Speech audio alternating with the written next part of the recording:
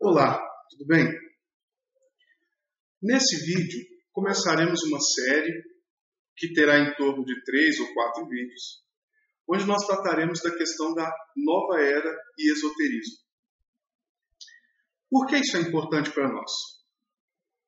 Porque essas coisas têm entrado na nossa vida sem que nós percebamos, sem que nós saibamos o que elas são. E elas vêm principalmente com um ar de ciência, e que não é ciência, que nós vamos ver daqui a pouco. Bom, nós já fizemos um vídeo que é uma dica de livro, onde nós demos a dica do livro Picaretagem Pura. Lá mostra um pouco sobre como essas coisas têm sido difundidas no nosso meio, através de pensamento positivo, de curas quânticas e coisas nesse sentido.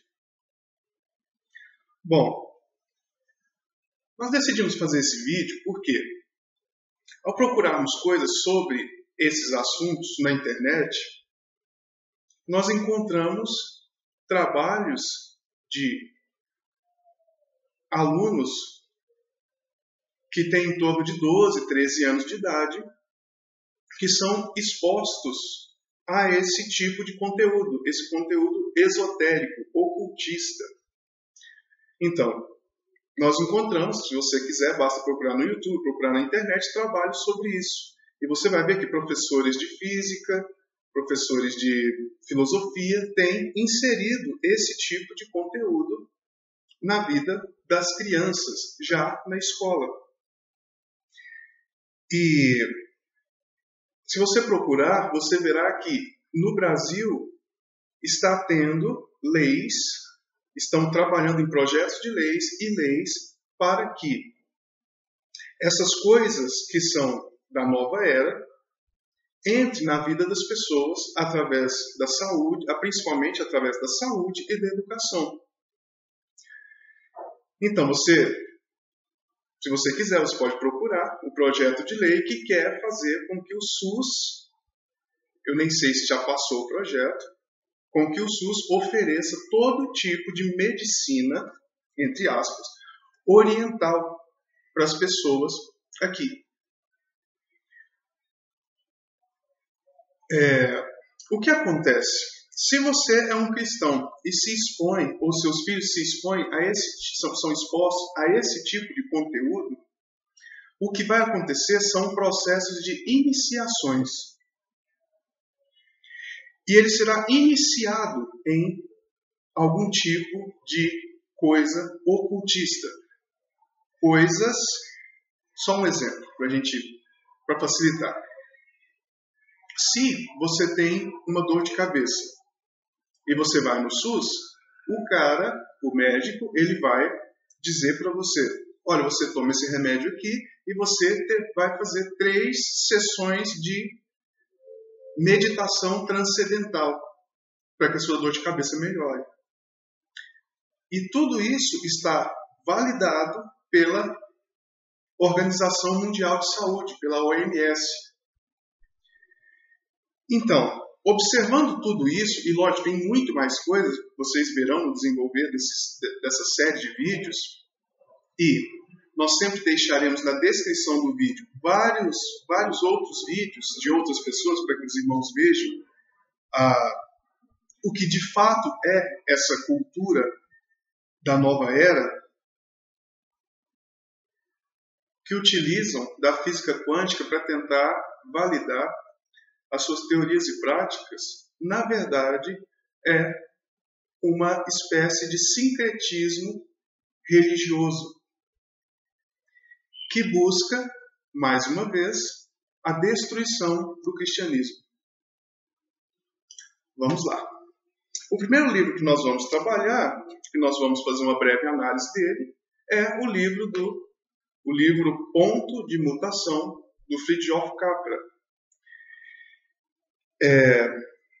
Que, segundo Capra, é baseado no I Ching, que é o livro das mutações.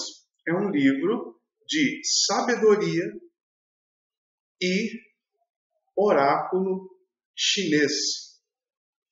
Então vamos entender como que ele faz isso. Bom, primeira coisa, vamos entender o que é esse I Ching, né? Eu vou ler aqui a página 5 do I Ching, onde vai definir, onde vai mostrar o que o I Ching é. Essas 8 imagens vieram a adquirir múltiplos significados. Representavam certos processos na natureza, correspondentes às suas próprias características. Representavam ainda uma família composta de pai, mãe, 3 filhos. Não no sentido mitológico em que os deuses gregos povoavam o Olimpo, mas no que poderia ser chamado de sentido abstrato, ou seja, expressando não entidades objetivas, mas funções. Considerando rapidamente estes 8 símbolos que formam a base do livro das mutações, chega-se à seguinte classificação. Breve explicação e eu já mostro, aliás, vou mostrar a imagem. Olha aqui, por favor.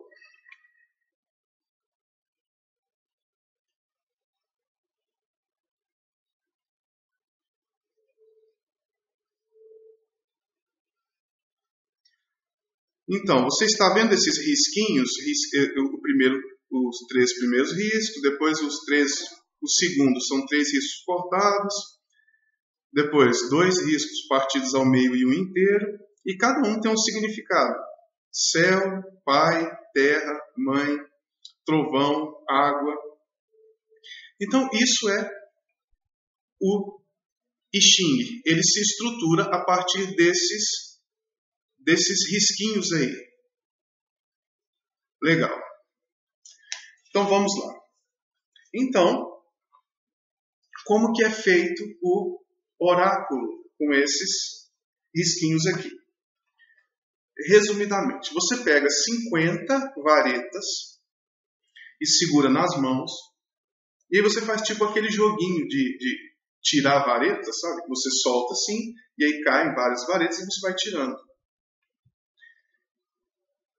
Bom, é só parecido com aquilo. Na verdade é um pouco complexo, tem que segurar as 50 varetas, e aí são varetas daquele jeito, né? Varetinhas assim. E aí você vai ficar com algumas nas mãos, e você vai, resumindo, ao final você vai ler aquelas varetas e, dependendo do símbolo gerado, se é vareta cortada, se é varetas inteiras, você chegará a um oráculo, onde você vai decidir como deve seguir a sua vida. Então isso é o I Ching. Tem uma outra forma também, que são com 3 moedinhas. Você pega 3 moedas, elas têm furinhos no meio, e aí você joga aquelas moedas. E você vai fazendo a contagem, você vai anotando no papel. Depois, quando você tiver o resultado final do seu jogo, aí você toma a decisão que você tem para a vida. E cada um desses, como a gente viu aqui, cada um desses hexagramas tem um significado. Deixa eu mostrar outro aqui. Deixa eu mostrar um aqui, que é o...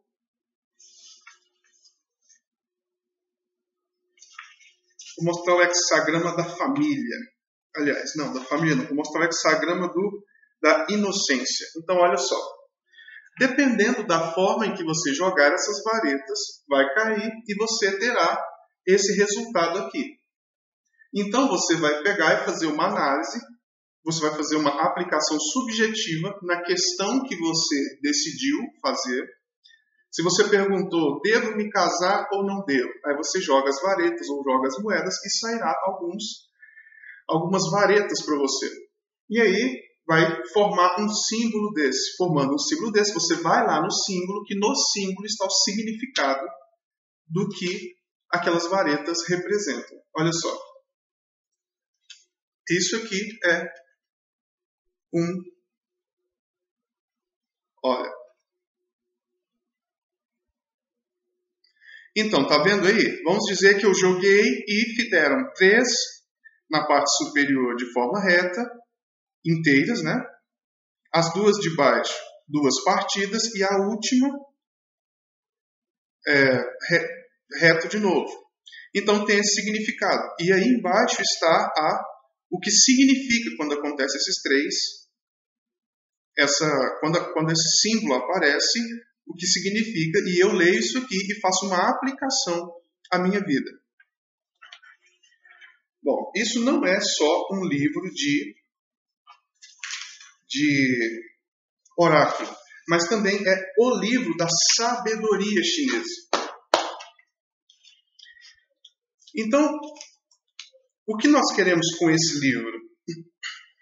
Primeiro, entender um pouco do que o Capra está fazendo, e nós mostraremos que o que ele está fazendo e falando também não corresponde à sabedoria da religião chinesa.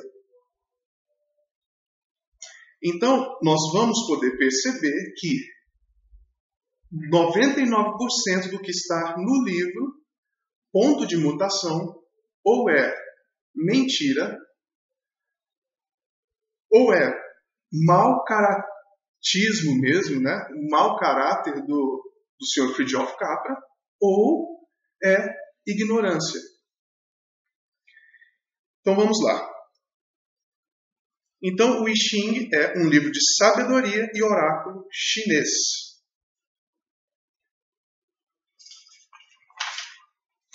Vamos lá.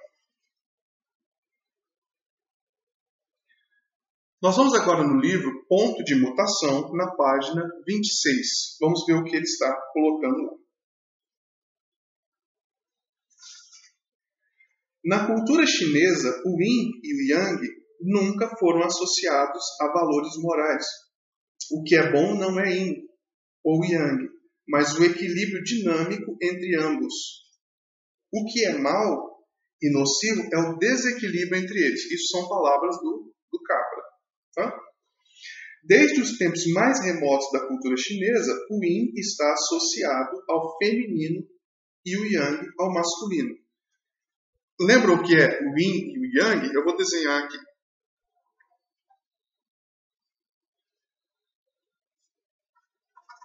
É um negocinho... Eu só vou fazer aqui, vocês já vão se lembrar o que é. É um negocinho assim, olha. Aí um lado é preto, com uma bolinha branca, o outro lado é branco, com uma bolinha preta. Com uma bolinha preta, assim. Então é disso que ele está falando aqui. Ele está falando que nenhum lado é bom, nem o outro é ruim. O que não é bom nem é ruim. Mas o que ele está dizendo é o ruim é o desequilíbrio entre essas duas partes.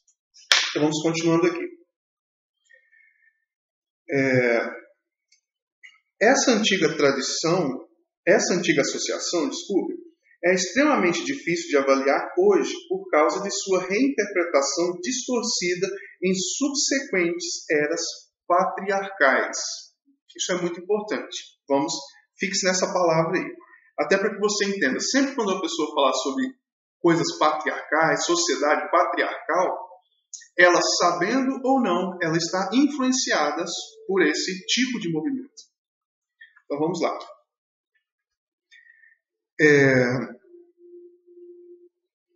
Em biologia humana, as características masculinas e femininas não estão nitidamente separadas, mas ocorrem em proporções variáveis em ambos os sexos. Da mesma forma, os antigos chineses acreditavam que todas as pessoas, homens ou mulheres, passam por fases Yin e Yang. A personalidade de cada homem e de cada mulher não é uma entidade estática, mas um fenômeno dinâmico resultante da interação entre o Yin e o Yang. Tá. Então ele está dizendo isso aqui. Isso está na página 26 do livro Ponto de Mutação. Vamos acompanhando para a gente entender o raciocínio dele aqui. Então nós vimos lá a explicação do Yin e do Yang segundo o Capra. Legal. Vamos agora para a página 28 do livro Ponto de Mutação, do Fritjof Capra, e vamos ver como ele vai definir o Yin e o Yang e o que significa, o que vai significar. Vamos lá. Na concepção chinesa, portanto, parecem, fixe nessa palavra, porque ele não vai fixar, ele não vai dizer o que é de verdade, porque ele precisa deixar as coisas flutuando para que, se alguém como nós fizermos alguma análise do que ele está dizendo, ele vai estar dizendo sempre que parece, vai estar dizendo que talvez. Então, observe essas palavras, tá? Voltando, na concepção chinesa, portanto, parecem existir duas espécies de atividade. Uma em harmonia com a natureza e outra contrária ao fluxo natural das coisas. Não é alimentada a ideia da passividade ou ausência completa de qualquer ação. Logo, a frequente associação ocidental do Yin e do Yang como comportamentos passivos e ativos, respectivamente, não parece compatível com o pensamento chinês. Em vistas das imagens originais associadas aos dois polos arquétipos. Diríamos que Yin pode ser interpretado como correspondente à atividade receptiva. Então, agora já ele dizendo. Então, o Yin é a capacidade receptiva, consolidadora, cooperativa.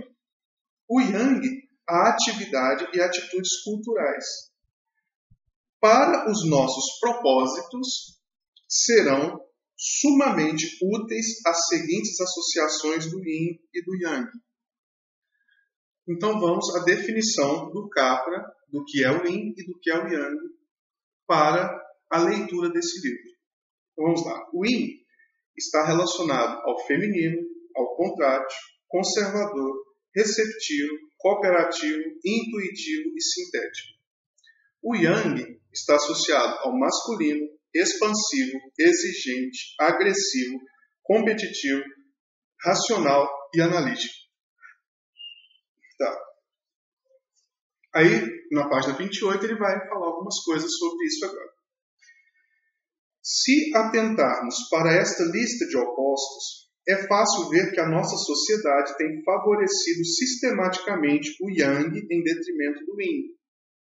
Então, a sociedade é mais masculina, mais expansiva, mais exigente, mais agressiva, mais competitiva, mais racional e mais analítica.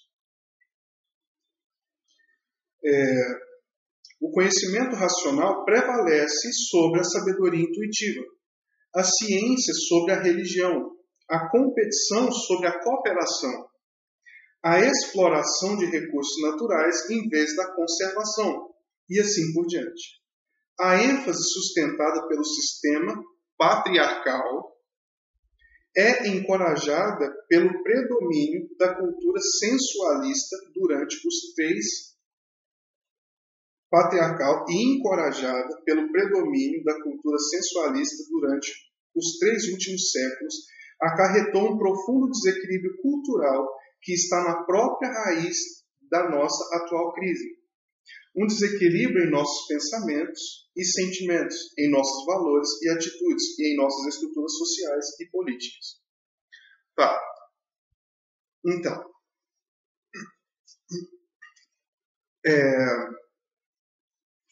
ele está dizendo aqui que nos últimos 3 séculos houve um acirramento desse tipo de comportamento. Claríssimo? Ótimo. Vamos para o próximo conceito, para a próxima definição, que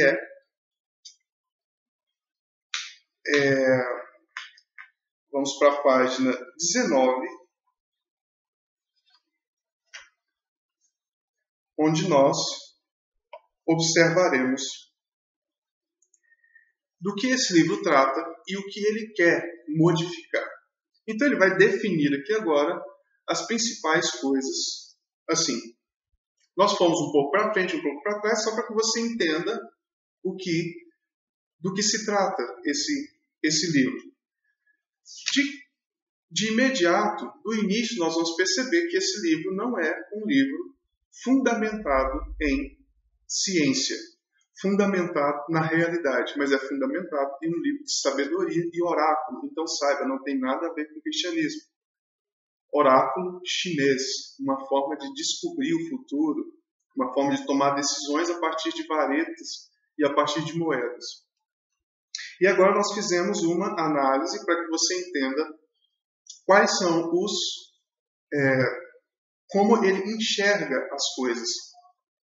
E agora vamos para o ponto principal do livro. Aliás, antes disso, antes da página 19, nós vamos na página 30. Deixa eu só ver aqui.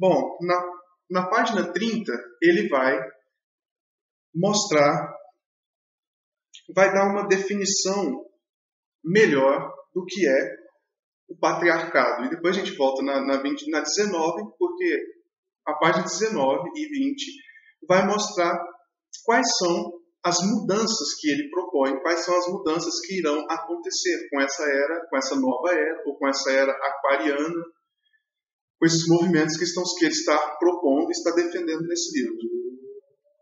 Então vamos lá. Na página 30, no segundo parágrafo, está escrito: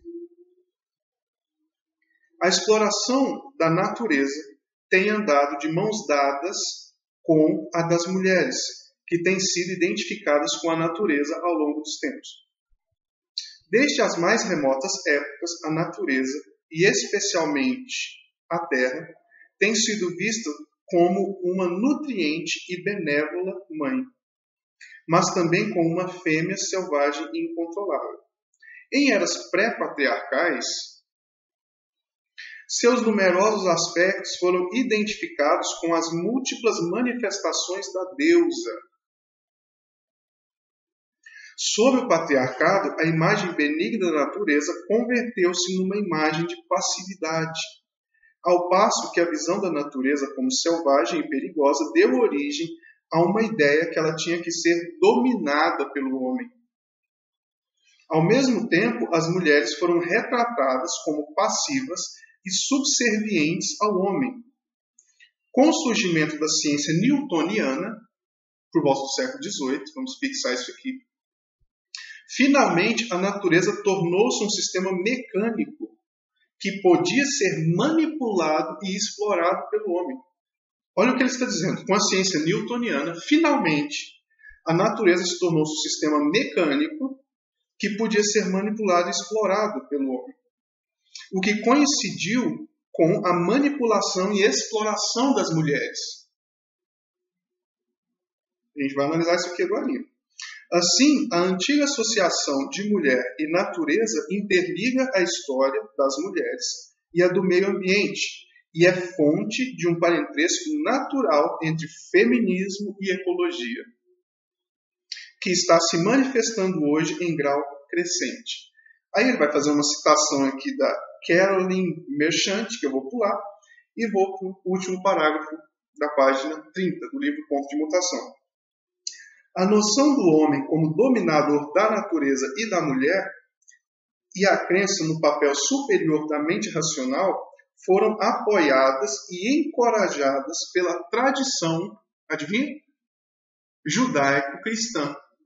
Então, toda essa desgraça que ele aponta, que começa a partir do século XVIII, a exploração das mulheres, a exploração da natureza com a física newtoniana, está fundamentada e é apoiada e encorajada pela doutrina judaico-cristã. Bom, característica especial desse livro. Ele nunca trata de especificidades. Ele sempre lida com generalidades. Bom, exemplos aqui, judaico-cristã. Aqui, agora, ele deveria ser específico e mostrar como isso acontecia, como isso aconteceu, mas isso não aparece. A partir do século XVIII, por volta do século XVII, XVIII, na física newtoniana,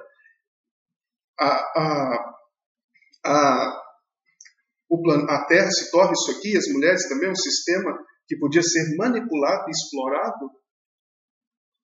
A gente vai entender isso melhor daqui a pouquinho. Nós estamos só entendendo o que é essa questão de patriarcado. Então, isso é o que o patriarcado fez. Lembra lá que a Bíblia até fala sobre os patriarcas e tal? Está muito associado. Agora vamos para a página 19. Agora vamos entender um pouco mais sobre as mudanças que ele propõe nesse livro. O livro todo vai tratar disso. Então, até agora foram definições importantes do livro, para que quando a gente fale alguma coisa, vocês já estejam claros do que nós estamos falando. Então, nós vimos o que é o livro I Ching, nós já vimos os conceitos de Yin e de Yang, segundo o que parece ser lá, e segundo o que é específico que ele vai tratar no livro, e nós vimos também, e estamos vendo o que é a questão do patriarcado. Quem sustenta esse patriarcado? Onde começa esse patriarcado? Segundo o Capra, é claro. Vamos lá. Página 19, segundo parágrafo. A primeira transição, ponto de mutação, a primeira transição é talvez a mais profunda, deve-se ao lento, relutante, mas inevitável declínio do patriarcado.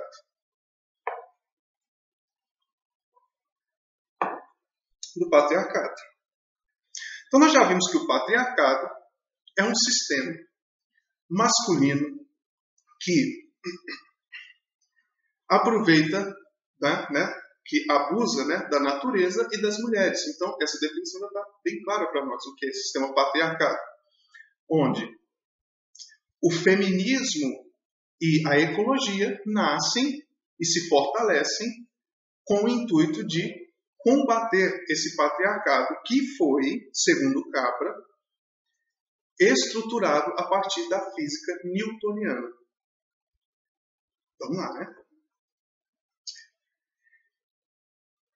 A periodicidade associada ao patriarcado é de pelo menos 3.000 anos. Um período tão extenso que não podemos dizer se estamos diante de um processo cíclico ou não, pois são mínimas as informações que dispomos acerca das eras pré-patriarcais. O que sabemos é que, nesses últimos 3.000 anos, a civilização ocidental e suas precursoras, assim como a grande maioria das outras culturas, basearam-se em sistemas filosóficos, sociais e políticos, em que homens, pela força, pressão direta ou através do ritual da tradição, lei e linguagem, costumes, etiqueta, educação e divisão do trabalho, determinam que papel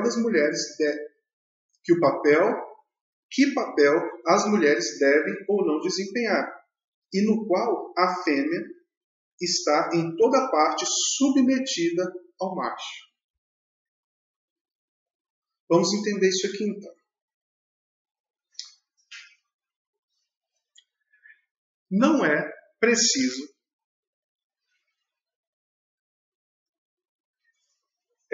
sermos muito espertos para entendermos que essa questão do patriarcado, de o homem estando à frente,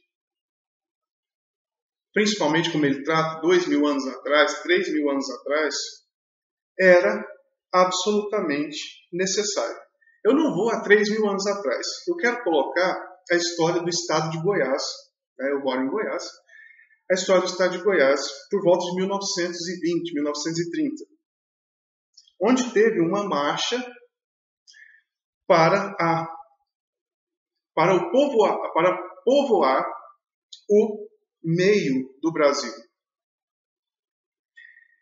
Porque o Brasil, por volta de 1900, era basicamente o litoral, né? A parte de praia, onde se chegava de barco, né? E o interior do Brasil não era tão povoado. Então, houve uma política de povoamento para o meio do país. Então, quem vinha para esse meio de país onde haviam índios, onde haviam vários e vários perigos, onde você tinha que vir trazendo boi, onde você tinha que vir trazendo cavalos, malas e tanta coisa. Quais eram as pessoas que faziam isso? Eram homens ou mulheres? E por que homens e não mulheres? Eu não estou falando de 2, 3 mil anos atrás, estou falando aqui do século XIX, né? Então, os homens, eles vinham para o meio do Brasil e para trabalhar e morriam muitas vezes por vários tipos de doenças, vários tipos de coisas que aconteciam com eles. Doenças, animais, picada de cobra, várias e várias e várias. Briga com índios, briga entre homens mesmo. Então, o que ele está dizendo aqui é que essas eras colocavam as mulheres em dificuldade, porque os homens é quem dominava, ou o macho é quem impunha suas regras às mulheres. Gente, é claro que isso não é assim. É claro que os homens vinham e deixavam suas mulheres em casa, muitas vezes, porque amavam as suas esposas, ou as suas mulheres, né, seus filhos, e deixavam elas lá. Para que não passassem por aquelas dificuldades que eles estavam passando. Então, isso claramente não é assim. E nós vamos voltar nesse assunto. Vamos entender, então, porque ele está usando o I Ching, o livro de sabedoria dos chineses, para poder defender essa estrutura. Então vamos ler o que o livro da sabedoria dos chineses fala sobre isso. Nós vamos ler o hexagrama número 37 do I Ching.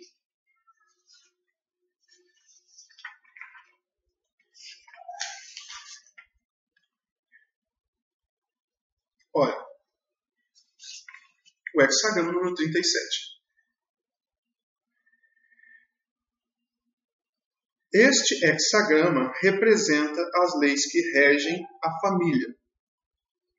A linha forte ao alto, lembra lá das linhazinhas?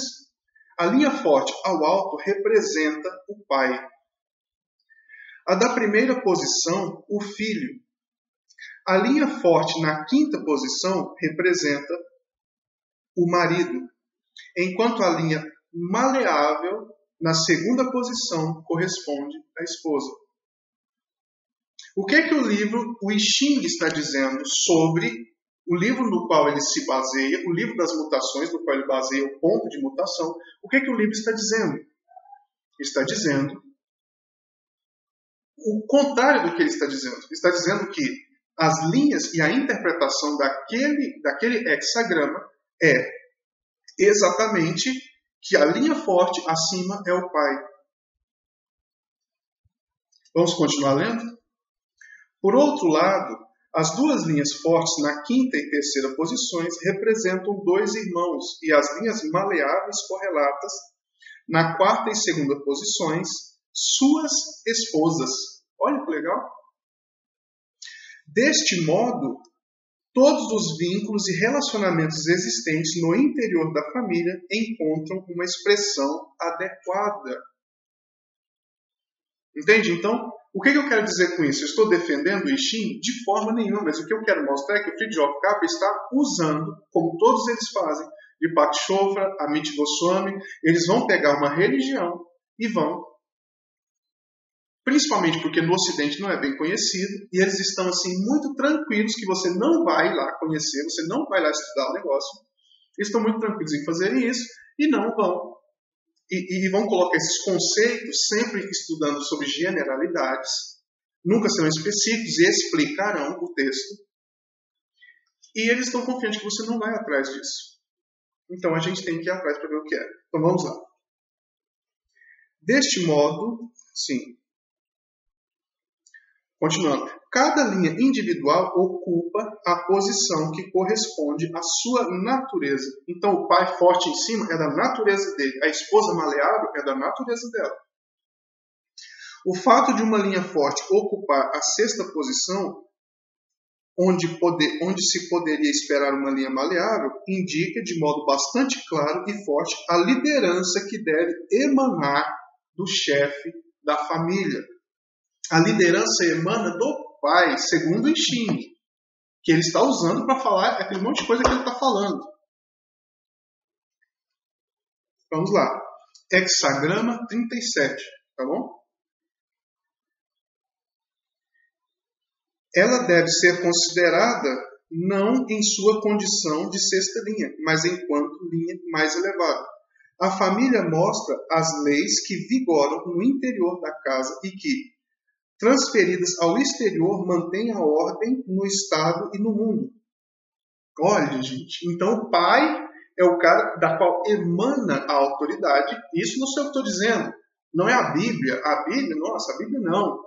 Quem está dizendo é o Xing, se você é um adepto desse tipo de coisa.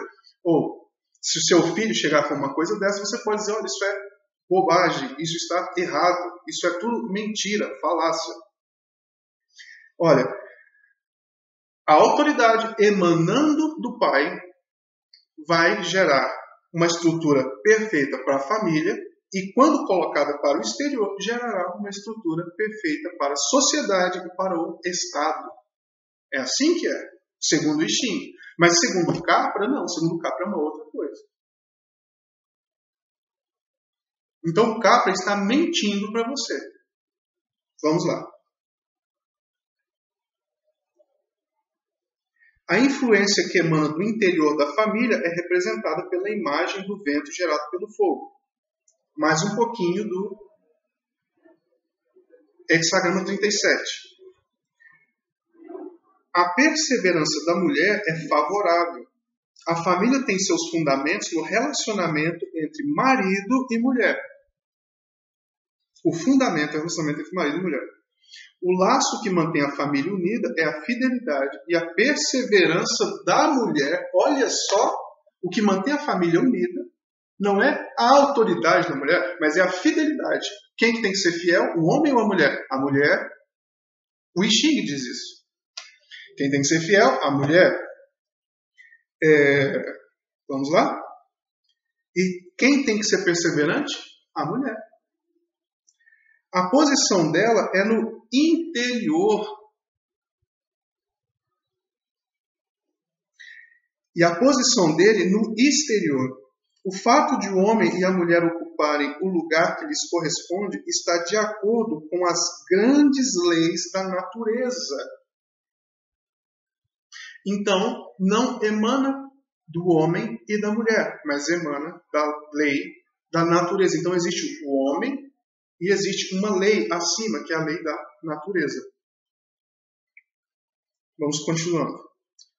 Na família, uma firme autoridade é necessária. Isto é representado pelos pais. Quando o pai é realmente um pai e o filho um filho, quando o irmão mais velho preenche a sua função como irmão mais velho, o irmão mais velho tem toda uma influência.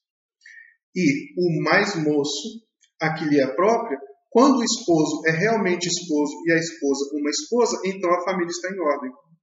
Quando a família está em ordem, todos os relacionamentos sociais da humanidade também estão em ordem. Então, eu estou usando a Bíblia? Não, estou usando o I Ching, o livro das mutações. Eu estou usando a sabedoria chinesa para dizer que o que o Capra está dizendo não é verdade. Ou é mau caratismo dele, ele é um mau caráter, ou ele é muito ignorante. Vamos mais um pouquinho aqui. Segundo ele,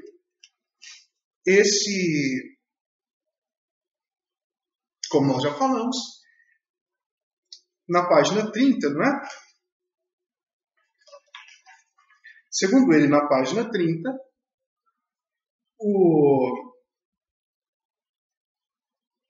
com o surgimento da ciência newtoniana, finalmente a natureza se tornou um sistema mecânico que podia ser manipulado e explorado, o que coincidiu com a manipulação e exploração das mulheres. Então ele está dizendo que com a física newtoniana,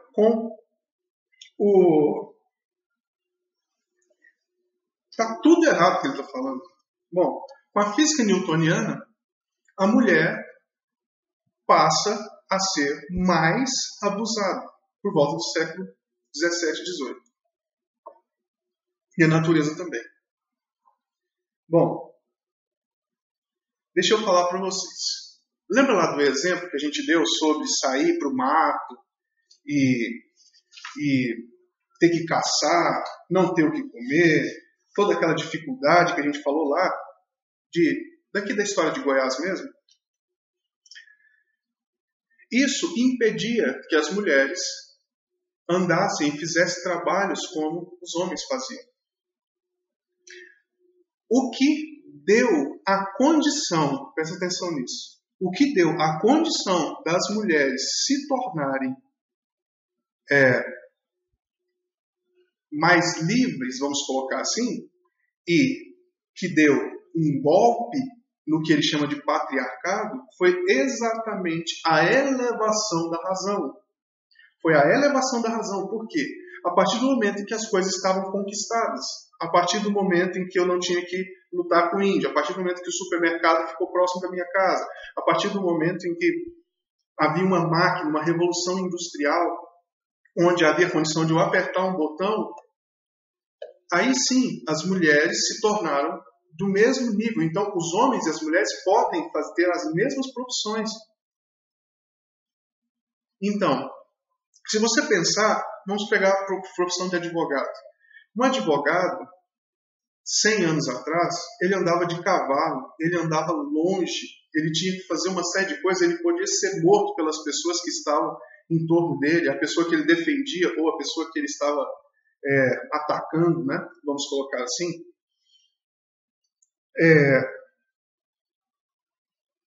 Mas agora não. Agora a razão se elevou. E agora as mulheres podem simplesmente trabalhar na indústria, de mesma forma que os homens fazem, na esquina de casa, ou ir de carro.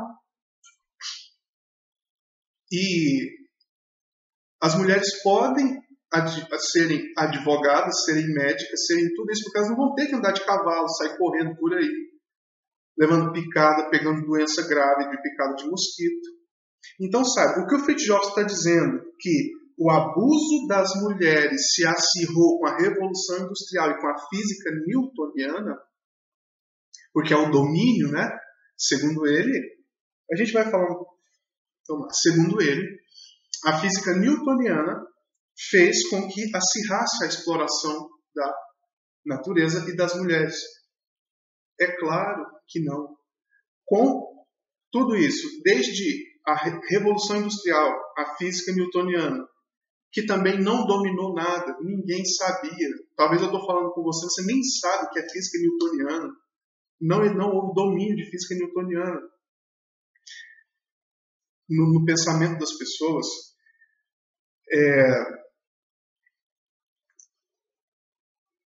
Enfim, medite nisso. Com a elevação da razão foi que as mulheres conseguiram o patamar, entrar no mesmo patamar dos homens, porque não exigia força física, mas exigia intelecto. E na questão de intelecto, os homens e as mulheres se equivalem. Então os homens podem fazer as mesmas coisas que as mulheres, e as mulheres as mesmas coisas que os homens.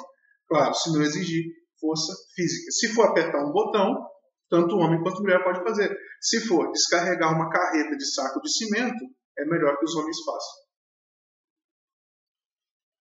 Então o que ele está dizendo está errado mesmo. Muito errado. Esse foi o primeiro ponto. E ele está errado. O livro todo dele será desenvolvido a partir disso e está errado. Bom, Vamos ler mais sobre o patriarcado, né? Ah, não. Sim. Licença. O poder do patriarcado tem sido extremamente difícil de entender por ser totalmente preponderante. Tem influenciado nossas ideias mais básicas acerca da natureza humana e de nossa relação com o universo. A natureza do homem, entre aspas, e a relação dele, entre aspas, com o universo, na linguagem patriarcal. Era o único sistema que, até data recente, nunca tinha sido abertamente desafiado em toda a história documentada e cujas doutrinas eram tão universalmente aceitas que pareciam constituir leis da natureza. Na verdade, eram usualmente apresentadas como tal. Hoje, porém, a desintegração do patriarcado tornou-se evidente. Olha o que ele contrapõe ao patriarcado. O movimento feminista é uma das mais fortes correntes culturais do nosso tempo e terá um profundo efeito sobre a nossa futura evolução. Entenda, você que é feminista, você que sabe o que é feminismo. O feminismo vem para poder trazer aquelas características do yin, ou renovar as características do yin. O feminismo, ele é contrátil, ele é conservador, receptivo, cooperativo, intuitivo, sintético, ou o feminismo é masculino, força, expansivo, briga, exigente, agressivo, competitivo, racional e analítico. Então, o que ele está contrapondo, colocando em choque o patriarcado de um lado e o feminismo do outro, na verdade, se validarmos o que ele diz como fundamento do livro, o que significa para este livro o Yin e Yang, o feminismo ele é exatamente o que o Yang é e não o que o Yin é. O feminismo não é cooperativo, o feminismo não é receptivo, não é conservador. Claro que não é conservador, vocês sabem que não. É muito fácil de ver isso. Então, isso terá um efeito profundo sobre a nossa futura evolução. Não. Definitivamente não. Vamos lá. Continuando. Essa é a primeira transição que ele vai tratar. A segunda transição agora. Página 19. A segunda transição, que terá um profundo impacto sobre a nossa vida, nos é imposta pelo declínio da era do combustível fóssil. Os combustíveis fósseis, carvão, petróleo e gás natural, têm sido as principais fontes de energia da moderna era industrial. E quando se esgotarem, essa era chegará ao fim. Numa ampla perspectiva histórica da evolução cultural, a era do combustível fóssil e a era industrial são apenas um breve episódio. Esse livro é de 1981, eu acho, então na década de 90, né? Um pico estreito em torno do ano 2000 em nosso gráfico. Então ele está dizendo que a era industrial e dos combustíveis fósseis será apenas um pico estreito dos anos 2000. Não. Os combustíveis fósseis estarão esgotados por volta de 2300. Mas os efeitos econômicos e políticos desse declínio já estão sendo sentidos. Essa década será marcada pela transição. Essa década qual? A década de 90. Né? Essa década será marcada pela transição da era dos combustíveis fósseis para uma era solar. Olha o que ele está dizendo. Adicionada por energia renovável oriunda do Sol. Essa mudança envolverá transformações radicais em nossos sistemas econômicos e políticos. Aí ele vai definir o que é um combustível fóssil. Claro, tem que definir, porque ele é um físico, ele é muito bom nisso. Combustíveis fósseis são resíduos de plantas fossilizadas, que foram enterradas na crosta da Terra e chegaram ao atual estado através das reações químicas ocorridas durante longos períodos de tempo. Licença. Não se sabe se é isso. Por quê? Quanto mais se tira petróleo dos poços de petróleo, mais petróleo brota naquele lugar. Então não se sabe se é combustível fóssil. E outra coisa interessantíssima, encontraram petróleo em outros planetas, em planetas que nunca foram habitados. Então, que não tem planta, que não tem sapinho, que não tem dinossauro, que nunca teve. A não ser que você parta da perspectiva que foi há 14 milhões de anos atrás que teve. Aí já é uma coisa que não dá para conversar. Então, mais um erro. Não mudou. Os combustíveis fósseis estão cada vez mais fortes, estão totalmente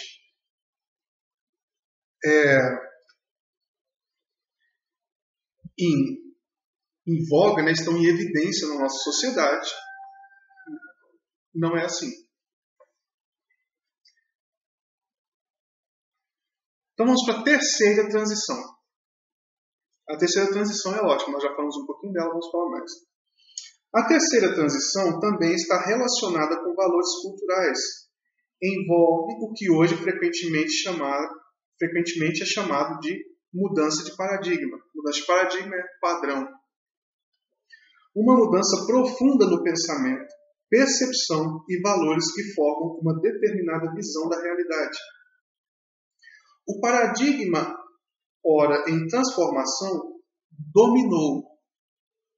É muito interessante afirmar essa palavra, dominou. Nossa cultura durante muitas centenas de anos, ao longo dos quais modelou nossa moderna sociedade ocidental e influenciou significativamente o resto do mundo. Esse paradigma compreende um certo número de ideias e valores que diferem nitidamente dos da Idade Média. Então, esses vários séculos vão ser diferentes dos valores da Idade Média. Sei lá, por volta do século XI até o século XV, entrando no XVI, né? Então, esses séculos que essa teoria domina vamos colocar do século XVII para cá.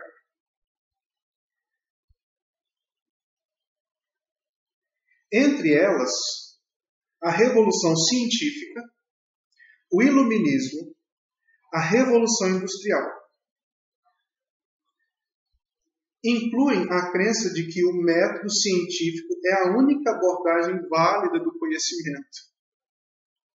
A percepção do universo como um sistema mecânico composto de unidades materiais elementares. Gente, essa ideia dominou. A gente vai chegar lá.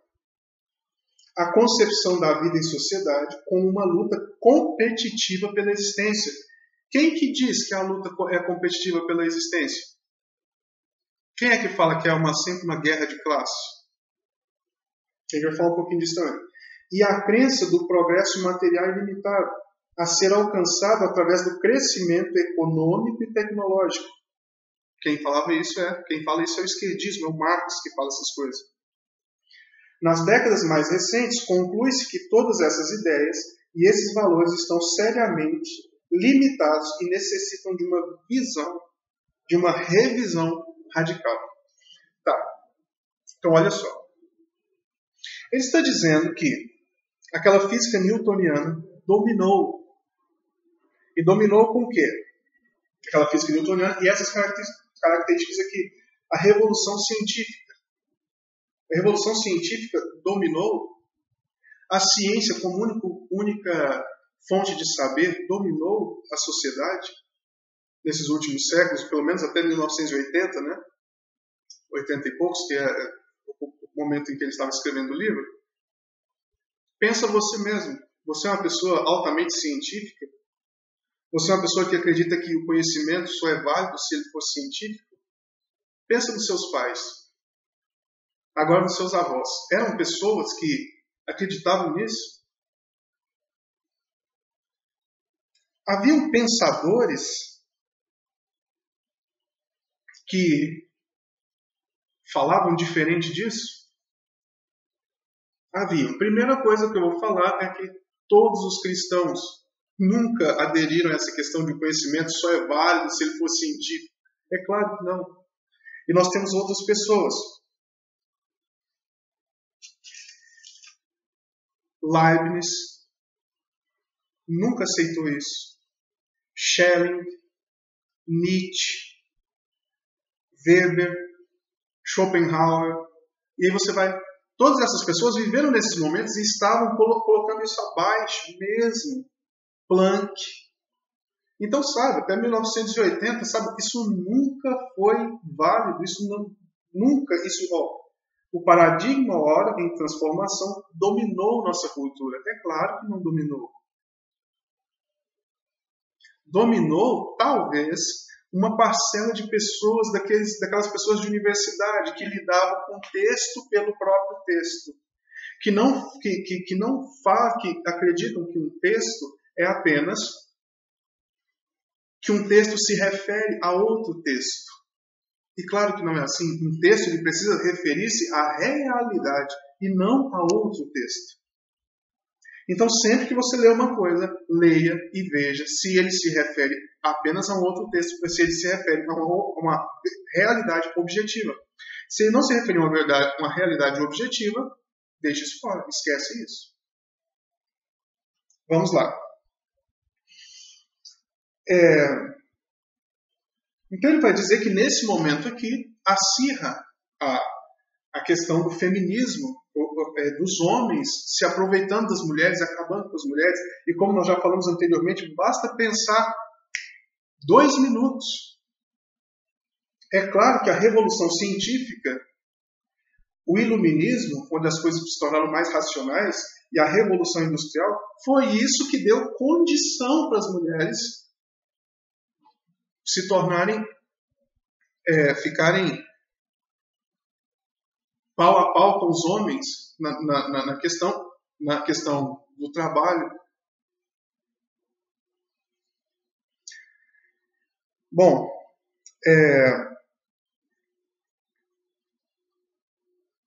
então nós já vimos. Ele diz que o patriarcado é o domínio do homem sobre a mulher. Nós já vimos o hexagrama 37. Nós vimos que o patriarcado é o domínio do homem sobre a natureza. Aliás, acho que isso nós não vimos. Vamos ver agora. Bom, o homem não dominou a natureza, gente. Não tem jeito do homem dominar a natureza. O que o homem conseguiu foi fazer maiores previsões da natureza. Exemplo. Lá vem o furacão Katrina. Aí o que o homem faz? Domina, vai lá e acaba com o furacão? Não. O homem simplesmente sabe quando ele vem. Então faz algumas previsões. Algumas vezes acertadas e muitas vezes erradas. Lá vem o Laninha. Né? Então vai ser mais frio, vai ser mais quente. Entende isso? Então, não é o homem dominando a natureza, como eles tentam colocar, que o homem destrói a natureza. Gente, o homem ele tem acesso a uma pequena camada dessa natureza. Qualquer dúvida sobre qualquer um dos assuntos que nós estamos falando, claro, estamos sendo um pouco específicos, mas muitas vezes tratamos com generalidade, por ser um vídeo que já está ficando bastante longo. Mas, pergunte, me fale mais sobre isso, me fale mais sobre aquilo. Sobre essa questão do homem dominando a natureza, tem o livro Império Ecológico ou Subversão da Natureza pelos Globalistas, que é uma dica de livro que nós também já demos. Então leia aquele livro e você saberá disso. Se você quiser, pergunte, a gente faz um vídeo a mais e a gente vai fazendo. Tá. Olha que interessante, olha o que ele vai dizer. Deixa eu ver aqui. Ele está dizendo aqui no livro que sempre, na era do patriarcado, nesses 3.000 anos, e principalmente nesses 300 últimos anos, 400 últimos anos, o racional impera sobre o intuitivo. Eu não vou pedir para que você pense longe. Eu vou pedir para que você pense nos seus pais, nos seus avós. Eu não vou nem lá em 1700. Nós não vamos lá. Os seus avós eram racionais e não intuitivos. Se o seu pai era pedreiro ou cuidava de gado, seu avô, seu bisavô, qual era o nível de instrução que eles tinham? Instrução acadêmica, instrução escolar que seus pais tinham, que seus avós tinham?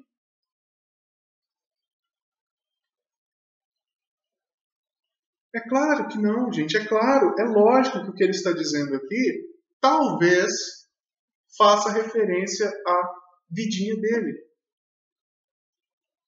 nos meios acadêmicos lá. Se você fizer uma análise lá, você pode até encontrar que os avós do Fritjof Capra não eram pessoas doutores e tal, pessoas racionais. Eram pessoas altamente intuitivas. A pessoa olha pedreiro, a pessoa olha a casa lá, como é que eu vou construir isso aqui? Eu vou fazer um quarto aqui, fazer um quarto ali, e isso vai ficar bom? Não sei, não tem conhecimento para isso. Não tem como ser racional, então é pelo intuitivo mesmo. Como que eu vou fazer uma escada? Como que eu vou lidar com esse boi que fugiu, que estourou? Meu carro de boi quebrou. Sabe? Por favor, não pense que o mundo sempre foi igualzinho você está vendo hoje, com carros, TVs, computadores e câmeras, como a gente está falando um com o outro aqui através da câmera. Não era assim, gente. Tá.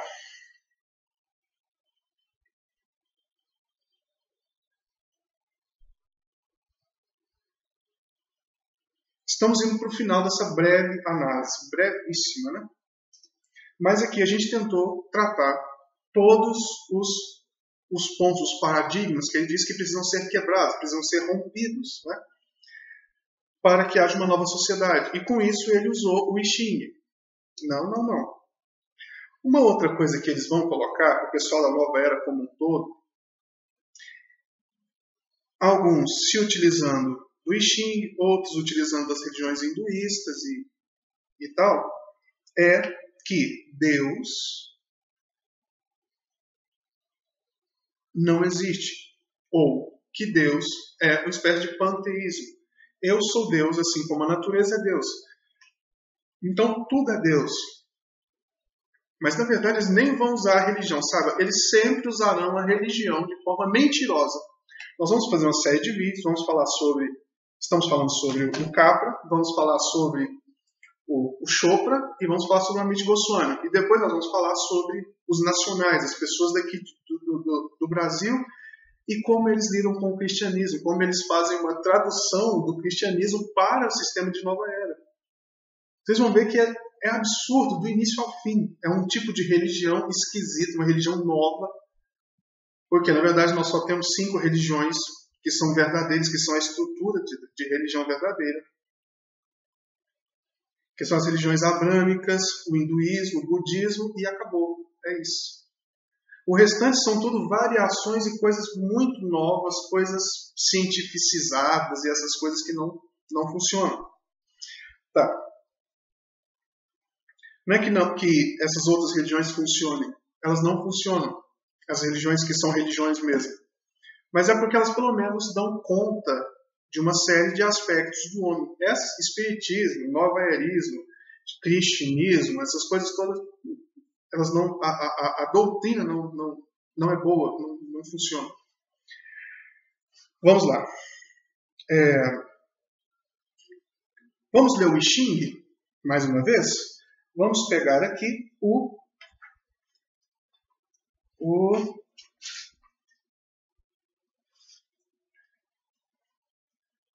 o hexagrama número 25 do I Ching.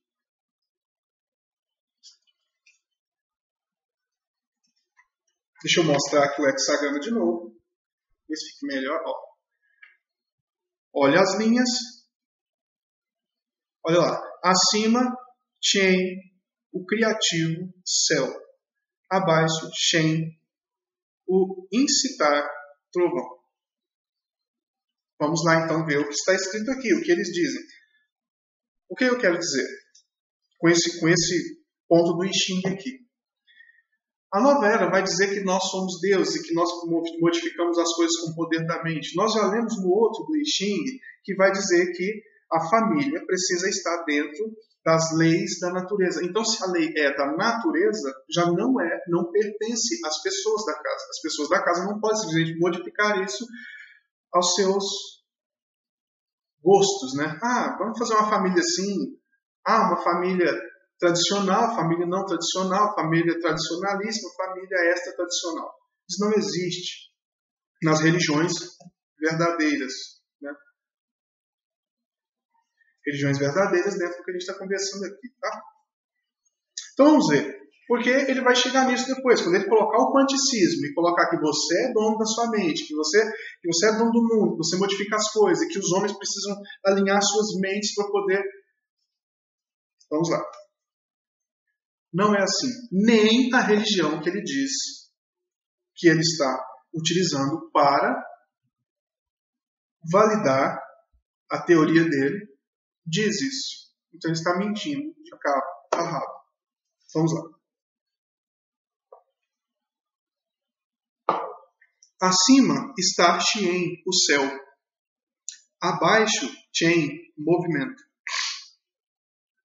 O trigrama inferior, Shen, está sob a influência da linha forte que recebeu de cima, do céu.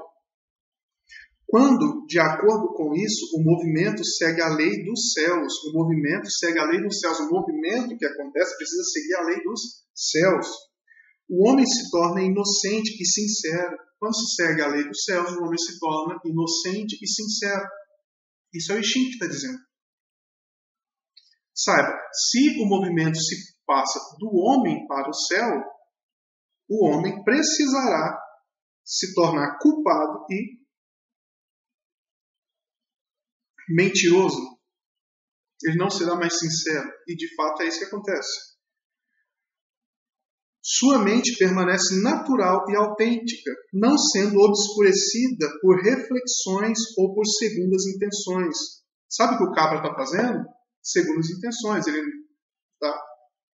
Nós já vimos, vamos avançar. Pois sempre que surge um propósito consciente, a autenticidade e inocência da natureza se perdem. Olha, sempre que surge um propósito consciente, a autenticidade e inocência da natureza se perdem. A natureza que não é guiada pelo Espírito não é verdadeira. Degenerou-se. Partindo da ideia da naturalidade, o hexagrama prossegue e abrange também as noções do inesperado e não intencional. Tá.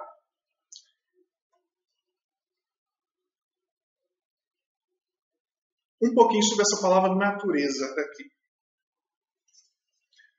Para os chineses, a palavra natureza tem uma...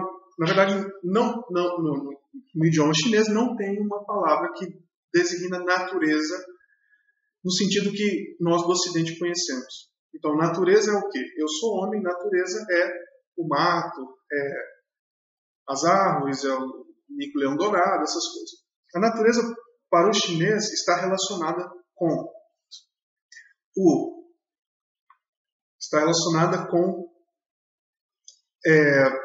a natureza por completo e também ligada à metafísica. Então, a natureza não é uma coisa desligada, separada do céu, ou separada de Deus.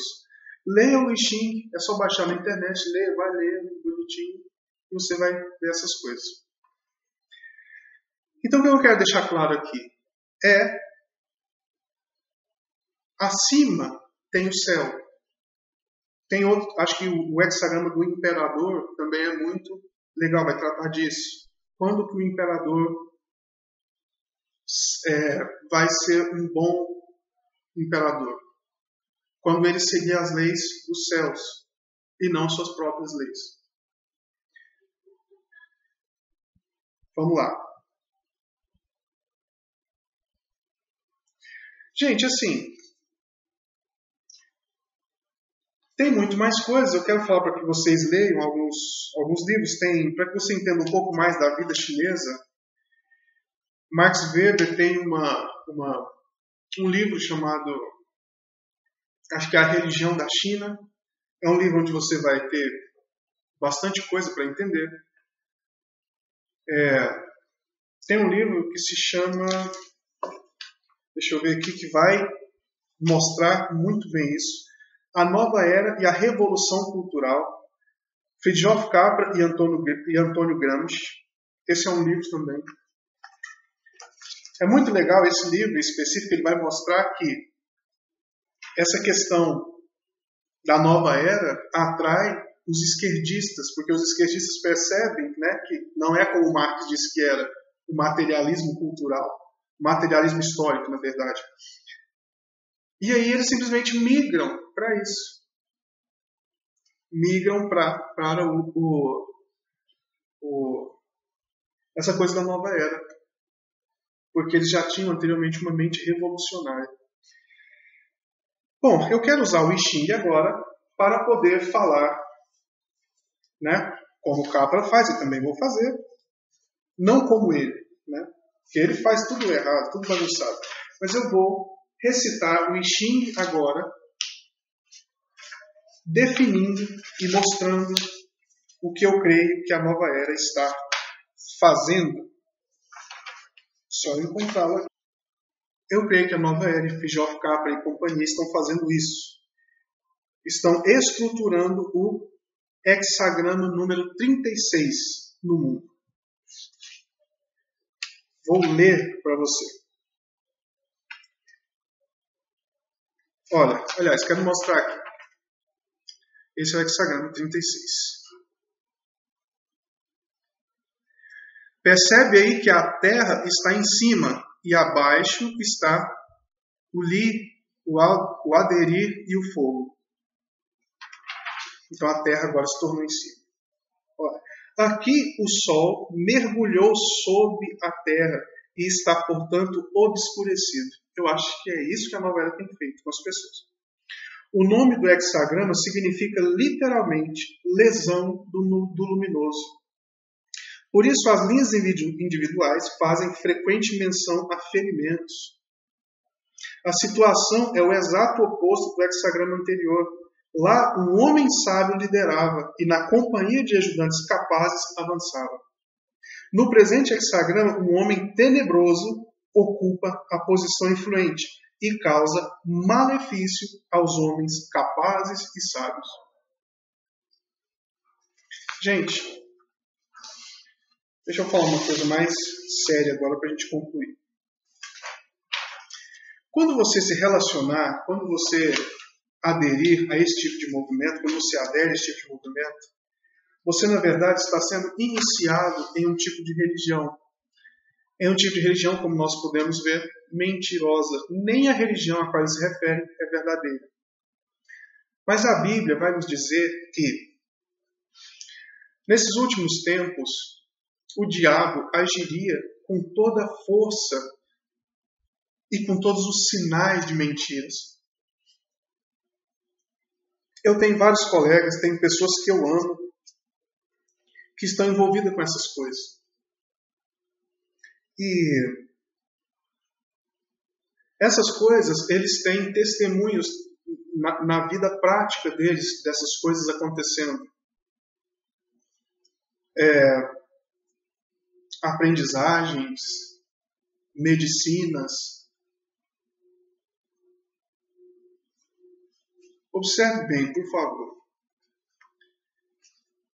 Quando você recebe essas coisas que funcionam para você na prática, saiba, você está se relacionando com demônios. Não é com a mãe natureza, não é com outra coisa. Se você olhar tudo à sua volta e perceber que é mentira mesmo, o cara está mentindo, e mesmo assim essas coisas acontecem e funcionam na sua vida, saiba, isso é a ação do diabo. Sabe, isso não é a ação da mãe natureza, da mãe terra, porque a mãe terra não vai lidar, não vai tratar a mãe terra, se você pensa assim, com a questão de mentiras, não vai fomentar com que você cresça para que você cresça nessa mentira. Então saiba, sempre que você receber espírito conversando com você, extraterrestre, e todas essas coisas que a nova era diz, você está se relacionando com demônios. Em nome de Jesus, saia disso. Estamos aqui para ajudar no que for necessário. Obrigado mais uma vez. E até a próxima. Obrigado mesmo. Até. Tchau.